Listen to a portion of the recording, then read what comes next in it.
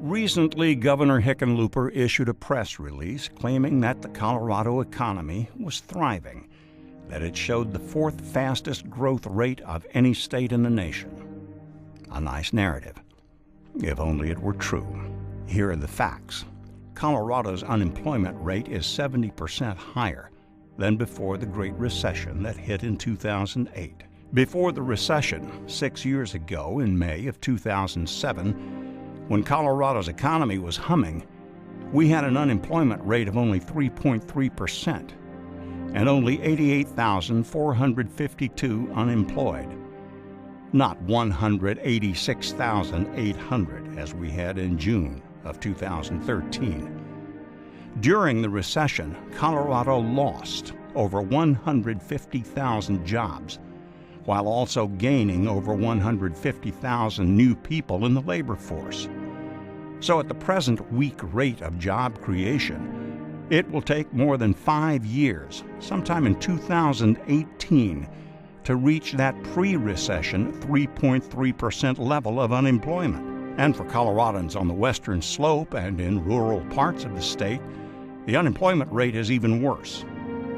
Passage of a battery of onerous new gun laws has forced several businesses out of Colorado. So will Magpul have any footprint in Colorado?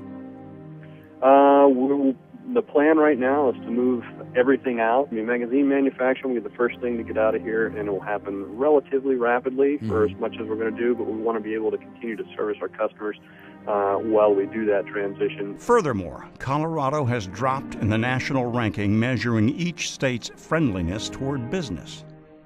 The Tax Foundation now ranks Colorado only 18th in overall tax climate, behind our regional competitors like Utah, South Dakota, Wyoming, Montana, and Texas. Small business is the engine of job creation in our economy. As governor, I'd create a task force of small business leaders with the express goal to help make Colorado the most attractive state in America in which to start and grow a new business. I will do everything in my power to nurture small businesses, be they high-tech, low-tech, or professional services. Because behind each business startup is a dream, where the stakes are very high. Small business owners are people who often go without a paycheck to make sure payroll is met. And sometimes these businesses grow into big businesses, empowering other entrepreneurs all along the way. And behind every business are people who are contributing to society through taxes, voluntary leadership, and charitable giving. Look at companies like RE/MAX Real Estate, founded by Denver natives Dave and Gail Lininger. Others in Colorado, Ergen, Malone, Anschutz, they started small businesses and became global players. This is yet another reason to support and foster small business. I want the engine of Colorado humming. When the political and tax landscape is fixed, I'll actively recruit companies to relocate here along with their jobs. I believe the government is out of control, both here and in Washington. I believe that we must inject reason and common sense into the mix. Colorado's government has become an enabler. It encourages dependency. Far too many people now look to the government instead of their own capabilities.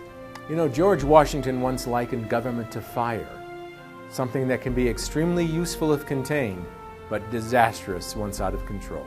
I promise that as governor, I will do everything in my power to rein in intrusive government and to set free the spirit that has made this state and this nation great.